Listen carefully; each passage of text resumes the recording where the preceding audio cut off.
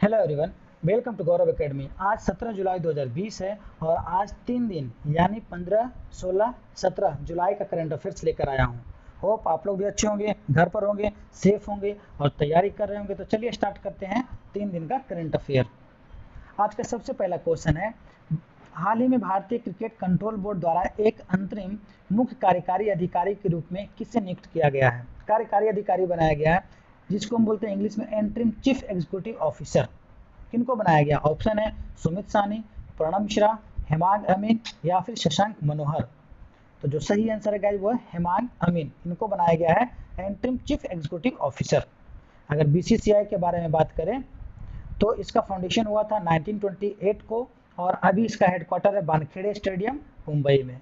President यानी अध्यक्ष की बात करें तो सौरव गांगुली अभी प्रेसिडेंट हैं और वाइस प्रेसिडेंट की बात करें तो महिम वर्मा अभी वाइस प्रेसिडेंट हैं। सचिव कौन है? सेक्रेटरी अमित शाह के बेटे हैं जय शाह, ये अभी सचिव हैं। ठीक है, चलिए नेक्स्ट देखते हैं। हाल ही में किस राज्य सरकार ने रोको टोको अभियान शुरू करने का निर्णय लिया है? रोको टोको अभियान, एक अभियान लाया गया है, कौन सा स्टेट के द्वारा? ऑप्शन है उत्तर प्रदेश, मध्य प्रदेश, राजस्थान या फिर महाराष्ट्र। जो सही आंसर है गाइस वो है मध्य प्रदेश। मध्य प्रदेश सरकार जो है रोको टोको अभियान लाए। ये रोको टोको अभियान क्या है?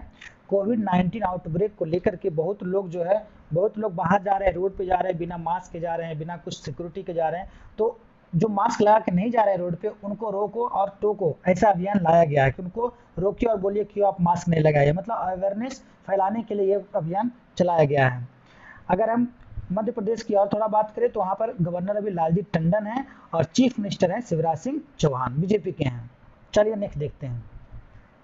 हाल ही में अंड्रेस डूडा को किस देश के राष्ट्रपति के रूप में फिर से चुना गया है? अंड्रेस डूडा नाम है उनका, राष्ट्रपति किस देश का फिर से चुना गया? ऑप्शन है पोलैंड, सिंगापुर, म्यांमार या फिर पाकिस्तान। जो सही आंसर है गाइस वो है पोलैंड। पोलैंड का राष्ट्रपति का चुनाव हुआ था पोलैंड में, तो अंड्रेस डूडा को फिर से बनाया गया है। अगर प्राइम मिनिस्टर की बात करें तो वहाँ पे अभी पोलैंड में प्राइम मिनिस्टर हैं माटिएस मोराविस्की। चलिए नेक्स्ट देखते हैं। हाल ही में तुर्कमेनिस्तान में भारत के अगले राजदूत के रूप में किसे नियुक्त किया गया है? तुर्कमेनिस्तान में तो ऑप्शन है doctor Vidhu B P Nair, V Vidyavati, Amish Tripathi या फिर गौरव कुमार चौहान को बनाया गया है। किसे बनाया गया है? तो ऑप्शन है, सही आंसर है डॉक्टर विधु पी नायर को बनाया गया है भारत की तरफ से राजदूत। कहाँ बनाया गया? तुर्कमेनिस्तान में। अगर उसका हम राजधानी की बात करें तुर्कमेनिस्तान की तो अश्गाबत वहाँ का राजधानी है और वो इस तुर्कमेनिस्तान को क्या कहा जाता है? प्यार का शहर भी कहा जाता है। प्यार का शहर या शहर जिसको मोहब्बत ने बनाया, ऐसा भी उसको कहा जाता है तुर्कमेनिस्तान को। चलिए नेक्स्ट देखते हैं। हाल ही में वीजा ने किस बैंक के साथ वीजा सिक्योर लॉन्च करने के लिए बैंक के कार्ड धारकों के साथ समझौता किया है? ऑप्शन है federal bank, ICICI bank, HDFC bank या फिर एसबीआई। तो जो सही आंसर है गाइस वो है फेडरल बैंक। फेडरल बैंक के साथ जो वीजा कॉर्पोरेशन है वो वीजा सिक्योर लॉन्च किया है। ठीक है, वीजा क्या है? वीजा के बारे में जानते हैं। वीजा एक क्या है? यहाँ पर देखिए लिखा हुआ, यह एक American multinational financial service corporation है जो क्या करता है, एक इलेक्ट्रॉनिक पेमेंट करने के लिए एक गेटवे प्रोवाइड करता है। ठीक है, कंफ्यूज नहीं होइएगा, वीजा कोई एटीएम, कोई डेबिट कार्ड, कोई क्रेडिट कार्ड प्रोवाइड नहीं करता है, ये इलेक्ट्रॉनिक फंड ट्रांसफर करने का फैसिलिटी को प्रोवाइड करता है। ठीक है, तो आगे देखते हैं कि इसका हेडक्वार्टर कहाँ है वीजा का? वीजा का हेडक्वार्टर है फोस्टर सिटी कैलिफोर्निया यूएस में और इसका एस्टैब्लिशमेंट हुआ था 18 सितंबर 1958 को, 1958 को हुआ था। अगर हेडक्वार्टर सब का बात कर लें तो फेडरल बैंक का हेडक्वार्टर कोची केरला में है। आईसीआईसीआई बैंक की बात करें तो इसका हेडक्वार्टर मुंबई में है। एचडीएफसी का भी मुंबई और एसबीआई का भी मुंबई में हेडक्वार्टर है। चलिए नेक्स्ट देखते हैं। हाल ही में किस देश ने दक्षिण पश्चिमी जीचांग सैटेलाइट लॉन्च सेंटर से लॉन्ग मार्च 3V वाहक रॉकेट द्वारा नया वाणिज्यिक दूरसंचार उपग्रह एपस्टार्ट 6D लॉन्च किया है?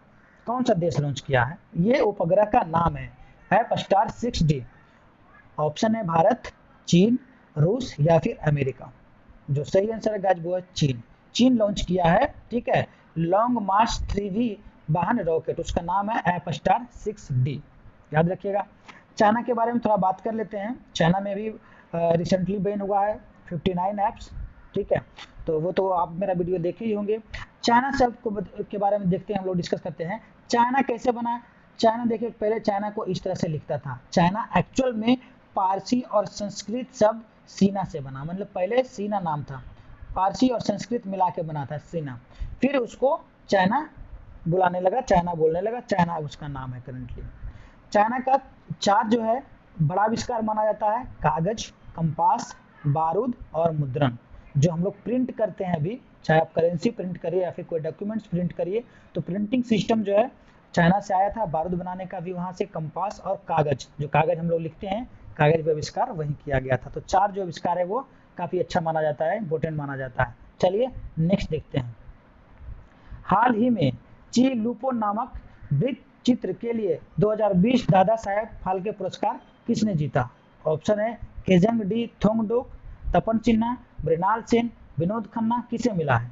तो ऑप्शन नंबर 1 इनको मिला, केजंग डी थोंगडोक को मिला है। किस लिए मिला? ये क्या थे? एक फिल्म डायरेक्टर थे और उन्होंने एक चलचित्र बनाया था, मूवी बनाया था, वृत्त चित्र बनाया था, ची लूपो।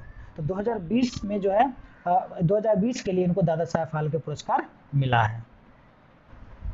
चलिए नेक्स्ट देखते हैं। अमेरिकन बहुराष्ट्रीय निगम क्वालकॉम ने रिलायंस इंडस्ट्रीज की सहायक कंपनी जियो प्लेटफॉर्म में कितना करोड़ का निवेश किया है? ये कंपनी है क्वालकॉम, ये अभी जियो में जो है प्लेटफॉर्म, जियो प्लेटफॉर्म में, जियो में यानी इन्वेस्ट किया है। तो कितना इन्वेस्ट किया, कितना करोड़, वो पूछ रहा है। ऑप्शन है 730 करोड़, 750 करोड़, 532 करोड़ या फिर 420 करोड़ दिया है। कितना इन्वेस्ट किया? तो जो सही आंसर है गाइस वो है 730 करोड़ रुपए जियो में इन्वेस्ट किया है। कौन किया है? क्वालकॉम किया है। क्वालकॉम के बारे में हम लोग थोड़ा जान लेते हैं। ये क्वालकॉम क्या है? वह एक वायरलेस दूरसंचार उत्पाद बनाता है, सेवाओं को डिजाइन करता है और चिप निर्माण करता है। कैसा चिप? जो ऑपरेटिंग सिस्टम में काम करे, मोबाइल में, जैसे मोबाइल में ये सब लगा होता है, आप देखते हैं क्वालकॉम का बहुत सारा सीरीज आता है, अभी 855 जो लेटेस्ट है वो आ रहा है। तो ये क्वालकॉम का चिप वगैरह बनाता है, ऑनलाइन सर्विस को प्रोवाइड करता है। तो जियो में कितना किया है? 730 करोड़ इन्वेस्ट किया है। अगर इसका हेडक्वार्टर की बात करें तो सैन डिएगो कैलिफोर्निया, यूएस में, संयुक्त राष्ट्र अमेरिका में इसका हेडक्वार्टर है। चलिए नेक्स्ट देखते हैं। किस केंद्रीय मंत्रालय ने आर्टिफिशियल इंटेलिजेंस आधारित असीम पोर्टल को लॉन्च किया है? किस केंद्रीय मंत्रालय ने किया है?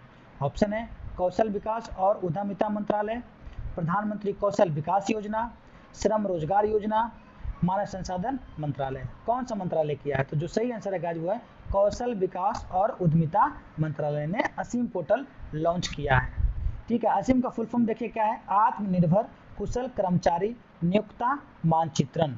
ये ministry of skill and development and entrepreneurship के अंदर में आता है और इसका सेटअप किया गया था 9 नवंबर 2014 को। चलिए नेक्स्ट देखते हैं। ड्रग्स एंड क्राइम पर संयुक्त राष्ट्र कार्यालय UNODC का मुख्यालय कहाँ है? ड्रग्स एंड क्राइम, संयुक्त राष्ट्र, यूनाइटेड नेशन का यह एक ब्रांच है UNODC, इसके बारे में पूछ रहा है। तो ऑप्शन है जिनेवा, न्यूयॉर्क, वियना या फिर पेरिस। जो सही आंसर है गाइस वो है वियना। वियना में ड्रग्स एंड क्राइम और जो संयुक्त राष्ट्र का कार्यालय है। UNODC का फुल फॉर्म क्या है? United nation international drug control programme. ठीक है, इस्टेब्लिशमेंट हुआ था 1997 में और अभी करंट जो निदेशक हैं, डायरेक्टर हैं, वो उनका नाम है यूरी फेटोटोव। और पैतृक संगठन मतलब कह रहा है कि पेरेंट जो ऑर्गेनाइजेशन है, पेरेंट कंपनी होता है, वैसे पेरेंट संगठन की बात करें तो संयुक्त राष्ट्र है, यूनाइटेड नेशन है, इसी के अंतर्गत में ये आता है, ये हेडक्वार्टर रहा। चलिए नेक्स्ट देखते हैं। किस प्रौद्योगिकी कंपनी ने दुनिया भर में 25 मिलियन लोगों को प्रशिक्षित करने के लिए एक नई वैश्विक कौशल पहल की घोषणा की है? और ऑप्शन है गूगल, माइक्रोसॉफ्ट, अमेजन या फिर फेसबुक। जो सही आंसर है गाइस वो है माइक्रोसॉफ्ट। माइक्रोसॉफ्ट 25 मिलियन लोगों को प्रशिक्षित करने के लिए एक वैश्विक कौशल पहल की घोषणा की है। मतलब पूरे दुनिया में वो अपना विश किया है कि 25 मिलियन लोगों को प्रशिक्षित करेगा, प्रौद्योगिकी के क्षेत्र में ही करेगा। ठीक है, यहाँ पर अगर हम सब का बारे में बात थोड़ा करना चाहें तो माइक्रोसॉफ्ट के बारे में पहले बात करते हैं कि इसका फाउंडर कौन है। इनका फाउंडर है बिल गेट्स और पॉल एलन। ठीक है, माइक्रोसॉफ्ट अभी करंट अगर CEO की बात करें तो सत्या नडेला जो भारतीय हैं वो अभी इसका जो है CEO हैं। अगर फाउंडेशन की बात करें तो इसका एस्टैब्लिशमेंट हुआ था 4 अप्रैल 1975 में माइक्रोसॉफ्ट का एस्टैब्लिशमेंट हुआ था। गूगल के बारे में देख लेते हैं। गूगल का फाउंडर जो है लैरी पेज हैं और सर्गेई ब्रिन हैं। ये दोनों फाउंड किए थे, बनाए थे, आविष्कार किए थे। अगर इसका इस्टेब्लिशमेंट की बात करें तो 4 सितंबर 1998 को बनाया गया था। कहाँ पे बनाया गया था, इसका हेडक्वार्टर कहाँ है? मेनलो पार्क, कैलिफोर्निया, यूएस में है। अमेजन की बात करते हैं। अमेजन का मालिक कहिए, चेयरमैन कहिए, प्रेसिडेंट कहिए, सीईओ कहिए, सब एक ही आदमी है, जेफ बेजोस। इन्हीं का अमेजन है। इन्होंने इसको बनाया था 5 जुलाई 1994 को। कहाँ पे बनाए थे? बेलव्यू, वाशिंगटन डीसी में, यूएस में। फेसबुक की बात करते हैं। फेसबुक है उसका मालिक कौन है? मार्क जुकरबर्ग है। उन्होंने फाउंड किया था। कब बनाया था? 4 फरवरी 2004 से इन्होंने स्टार्ट किया था। कहाँ पे इसका हेडक्वार्टर है? Cambridge, United states of America में। चलिए नेक्स्ट देखते हैं। हाल ही में बांग्लादेश में भारत के अगले राजदूत के रूप में किसे नियुक्त किया गया है? ऑप्शन है पी नायर, सचिन कुमार, विक्रम डोराविस्वामी, अभय कुमार सिंह। जो सही आंसर है वो है विक्रम डोराविस्वामी जी को बांग्लादेश में भारत का अगला नया राजदूत बनाया जाएगा। अगर बांग्लादेश के बारे में थोड़ा बात करें तो बांग्लादेश का सबसे बड़ा कैपिटल और वहाँ का सबसे लार्जेस्ट सिटी और वहाँ का कैपिटल ढाका है। वहाँ का ऑफिशियल और नेशनल दोनों ही लैंग्वेज क्या है? बंगाली है। अगर रिलीजन के हिसाब से देखें 2011 सेंसस के हिसाब से तो 90.5% वहाँ पे इस्लाम है, मुस्लिम है, 8.5% हिंदुज़म है, हिंदू है, 0.6% बुद्धिज़्म, बुद्ध है और 0.4% क्रिश्चियन है। वहाँ पे भी प्रेसिडेंट अब्दुल हामिद हैं और प्राइम मिनिस्टर तो सभी जानते हैं शेख हसीना है। चलिए नेक्स्ट देखते हैं। हाल ही में किस राज्य ने PM street vendor Atmanirbhar Nidhi के कार्यान्वयन के लिए में अन्य राज्यों में शीर्ष स्थान प्राप्त किया है? बोल रहा है अभी एक प्रोग्राम लॉन्च किए हैं PM street vendor Atmanirbhar Nidhi, तो सबसे शीर्ष स्थान पर कौन सा राज्य है वो पूछ रहा है। ऑप्शन है उत्तर प्रदेश, तमिलनाडु, महाराष्ट्र या फिर मध्य प्रदेश। जो सही आंसर है गाइस वो है मध्य प्रदेश। ये पीएम स्ट्रीट वेंडर सिस्टम है क्या, फंड है क्या? तो स्ट्रीट देखिए यहाँ पर लिखा हुआ स्ट्रीट वेंडर, रेहड़ी, ठेले, छोटी दुकान, फेरी वालों के लिए 10,000 रुपये का लोन योजना है जिसका आधिकारिक नाम क्या है?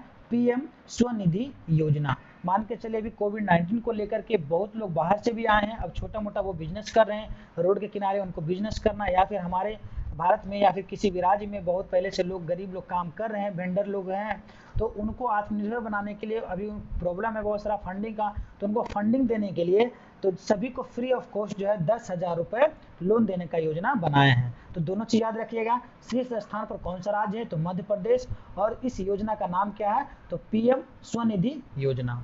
चलिए नेक्स्ट देखते हैं। हाल ही में वैश्विक मानवतावादी पुरस्कार 2020 में शीर्ष प्रचारक पुरस्कार से किसे सम्मानित किया गया है? ऑप्शन है सचिन अवस्थी, आर.के. सगुन, रोहित शेट्टी या फिर अमोल पालेकर। जो सही आंसर है गाइस वो है सचिन अवस्थी को शीर्ष प्रचारक के रूप में वैश्विक मानवतावादी पुरस्कार 2020 से सम्मानित किया गया है। याद रखिएगा, क्वेश्चन आता है इंटरनेशनल या फिर नेशनल जो पुरस्कार मिलता है, तो याद रखिएगा। चलिए नेक्स्ट देखते हैं। हाल ही में मोहन बागान एथलेटिक क्लब के लाइफ टाइम अचीवमेंट अवार्ड से किसे सम्मानित किया गया है? ऑप्शन है प्रेम निषाद, अजय शाह, गोविंद कुमार या फिर अशोक कुमार। जो सही आंसर है वो है अशोक कुमार। अशोक कुमार को मोहन बागान एथलेटिक क्लब की तरफ से लाइफ टाइम अचीवमेंट अवार्ड दिया गया है। मोहन बागान के बारे में हम लोग देख लेते हैं। मोहन बागान जो है एथलेटिक क्लब है, वो मल्टी स्पोर्ट क्लब है। मल्टी स्पोर्ट करने का मतलब फुटबॉल भी इस क्लब से खेल सकते हैं, क्रिकेट भी खेल सकते हैं, और भी जितने भी एथलीट है वो भी आप कर सकते हैं वहाँ पे। इसका हेडक्वार्टर की बात करें तो कोलकाता में इसका हेडक्वार्टर है। अगर फाउंडेशन की बात करें तो 15 अगस्त 1889 को इसको बनाया गया था, फाउंडेशन दिया गया था। और इस फुटबॉल सेक्शन जो है बहुत ही ज़्यादा ओल्डेस्ट है पूरे एशिया में, इंडिया ही नहीं पूरे एशिया में जो फुटबॉल सेक्शन है, इसमें जो फुटबॉल खेला जाता है, तो इस क्लब से इसका बहुत ही ज़्यादा नाम है, बहुत ही ज़्यादा फेमस भी है, बहुत ही ज़्यादा ओल्ड भी है। मतलब इंडिया और एशिया में सबसे ओल्डेस्ट फुटबॉल टीम माना जाता है, एथलेटिक क्लब माना जाता है। अगर प्रेसिडेंट की बात करें तो अभी प्रेसिडेंट है स्वपन सदन बोस हैं, मोहन बागान के प्रेसिडेंट। तो जितने भी डिटेल्स बताया उसको आप याद रखिएगा। चलिए नेक्स्ट देखते हैं। 14 जुलाई 2020 को जारी ब्लूमबर्ग बिलियनियर्स इंडेक्स के अनुसार दुनिया के सबसे अमीर व्यक्ति की सूची में मुकेश अंबानी का स्थान क्या था? मुकेश अंबानी के बारे में पूछ रहा, कितना स्थान था? तो इनका जो था 6 नंबर स्थान पर आ गए थे। पूरे दुनिया में सबसे अमीर छठा आदमी ये माने जाते हैं, ये है मुकेश अंबानी। चलिए नेक्स्ट देखते हैं। हर साल विश्व युवा कौशल दिवस किस तारीख को मनाया जाता है? ऑप्शन है 15 जुलाई, 10 जुलाई, 13 जुलाई या फिर 16 जुलाई। जो सही आंसर है वो है 15 जुलाई। 15 जुलाई को विश्व युवा कौशल दिवस मनाया जाता है। ये है क्या? तो युवाओं को रोजगार, उद्यमिता और अच्छे काम के कौशल के महत्व को पहचानने के लिए ये मनाया जाता है, विश्व युवा कौशल दिवस। यहाँ से क्वेश्चन पूछता है, पहले तो 2 क्वेश्चन पूछेगा कि विश्व युवा कौशल दिवस, जो लोअर क्लास का एग्जाम है, मान के चलिए थोड़ा सा ग्रुप डी वगैरह है, तो रेलवे वगैरह है, तो इस टाइप का एग्जाम में डायरेक्ट क्वेश्चन आएगा कि विश्व युवा कौशल दिवस किस दिन मनाया जाता है। तो डायरेक्ट इसका आंसर बता सकते हैं 15 जुलाई। थोड़ा सा अप लेवल का एग्जाम देंगे तो उसमें पूछता है कि इस बार का थीम क्या था, 2019 का थीम क्या था, 2020 का थीम क्या था, इस टाइप से क्वेश्चन पूछता है। तो इस साल का जो थीम था 2020 का, स्किल फॉर अ रेसिलिएंट यूथ, ये इस बार का थीम था। तो ये 2 क्वेश्चन दोनों याद रखिएगा। चलिए नेक्स्ट देखते हैं। हाल ही में एलिस फकफक ने अपने पद से इस्तीफा दे दिया है, वो किस देश के प्रधानमंत्री थे? ऑप्शन है आइसलैंड, सिंगापुर, थाईलैंड या फिर ट्यूनीशिया। जो सही आंसर है वो है ट्यूनीशिया। ट्यूनीशिया के प्रधानमंत्री थे, उनका नाम था एलिस फकफक। इन्होंने जो है अभी रिजाइन दे दिया। ट्यूनीशिया की बात करें थोड़ा सा, तो वो उत्तरी अफ्रीका महाद्वीप में एक अरब राष्ट्र है और वहाँ का राजधानी का नाम है टूनिस है और राजभाषा वहाँ का है अरब, मतलब वहाँ जो लैंग्वेज चलता है वो अरबी चलता है और राजधानी टूनिस है। चलिए नेक्स्ट देखते हैं।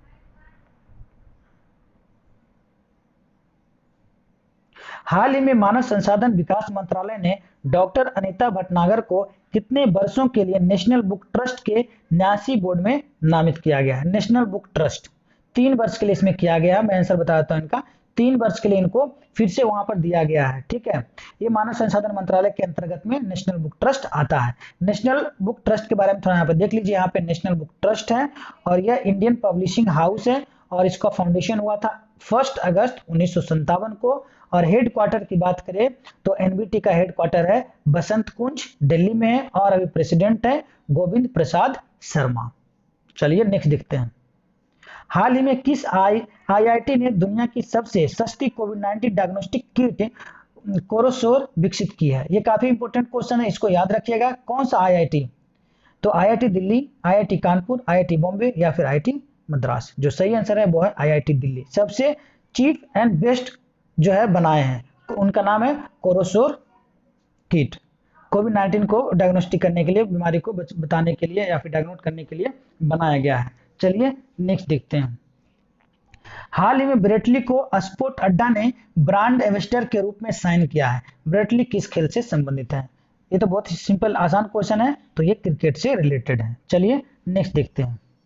हाल ही में किस आईआईटी ने दुनिया की सबसे सस्ती, ये हो गया सॉरी, चलिए नेक्स्ट देखिए। हाल ही में नाबार्ड द्वारा अंडमान और निकोबार द्वीप समूह में कितनी राशि स्वीकृत की गई है? अंडमान निकोबार के द्वीप समूह के लिए पैसा फंड दिया, फंडिंग किया है नाबार्ड।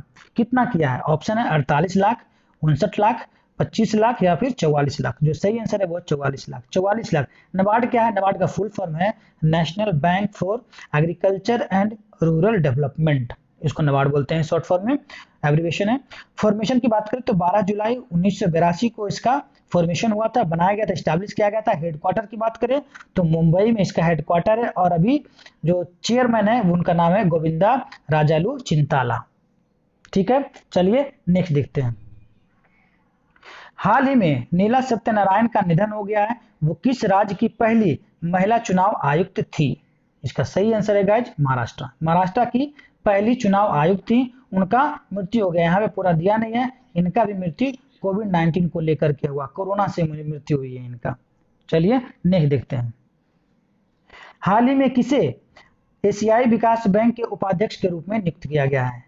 उपाध्यक्ष बनाया गया किसे? राहुल द्रविड़, एकलव्य निषाद, अशोक लवाजा या फिर चंद्रमौली प्रसाद। जो सही आंसर है गाइज वो है अशोक लवाजा को एशियाई डेवलपमेंट बैंक एडीबी जो है उसका उपाध्यक्ष बनाया गया है। एडीबी के बारे में बात करें तो यह रीजनल डेवलपमेंट बैंक है, इसका फुल फॉर्म है एशियन डेवलपमेंट बैंक। इसका एस्टैब्लिशमेंट हुआ था 19 दिसंबर 1966 को और इसका हेड क्वार्टर है मनीला, फिलीपींस में। अगर इसका प्रेसिडेंट की बात करें तो मासाटोगु असाकावा इसका अभी प्रेसिडेंट है और अभी 68 कंट्रीज इसका मेंबर है, 68 कंट्रीज का मेंबर है एशियन डेवलपमेंट बैंक के। चलिए नेक्स्ट देखते हैं। पोवा रिजर्व फॉरेस्ट को एक वन्य जीव अभ्यारण्य में अपग्रेड किया जाएगा, यह किस राज्य में स्थित है? ये क्वेश्चन इंपॉर्टेंट है क्योंकि एक जितने भी एग्जाम दीजिएगा उसमें वाइल्ड लाइफ सेंचुरी से या फिर नेशनल पार्क से क्वेश्चन रहता ही रहता है, तो ये क्वेश्चन हो सकता है आने वाले एग्जाम में पूछ दे। तो पोवा रिजर्व फॉरेस्ट जो है वो उसको अपग्रेड करेगा वाइल्ड लाइफ सेंचुरी में। तो कौन सा राज्य में ये है? मध्य प्रदेश, महाराष्ट्र, सिक्किम या फिर असम? जो सही आंसर है असम में पोवा रिजर्व फॉरेस्ट है, इसको एक वन्य जीव अभ्यारण्य में अपग्रेड किया जाएगा। ठीक है, अगर हम लोग असम की बात करें तो असम की राजधानी है दिसपुर और वहाँ का लार्जेस्ट सिटी है गुवाहाटी। और गवर्नर की बात करें तो जगदीश मुखी वहाँ के गवर्नर हैं और चीफ मिनिस्टर हैं सर्बानंद सोनोवाल, बीजेपी के हैं। चलिए नेक्स्ट देखते हैं। शिपिंग मंत्रालय ने किस पोर्ट के हल्दिया डॉक परिसर में आधुनिक अग्निशमन सुविधाओं के लिए 107 करोड़ रुपए की मंजूरी दी है? 107 करोड़ रुपए प्रोवाइड किया है, तो कौन सा पोर्ट को? ऑप्शन है Gujarat port, Chennai port, Kolkata port या फिर कांडला पोर्ट। जो सही आंसर है गाइस वो है कोलकाता पोर्ट। कोलकाता पोर्ट को डेवलपमेंट के लिए दिया गया है 107 करोड़ रुपए, ये भी याद रखिएगा क्योंकि ये भी इंपॉर्टेंट क्वेश्चन है, VVI है। चूंकि इसका भी नाम भी चेंज किया गया था, पहले कोलकाता पोर्ट था, अभी इसका नाम हो गया है doctor Shyama Prasad Mukherjee port trust. Headquarter की बात करें तो कोलकाता अब इसका हेडक्वार्टर है बंगाल में और इसका एस्टेब्लिशमेंट हुआ था 1870। बहुत ही पुराना जो है पोर्ट है, तो याद रखिएगा ये। चलिए नेक्स्ट देखते हैं। तो गाइस आज जो भी हमारा 3 दिन का बेस्ट करंट अफेयर्स था वो लेकर आया था।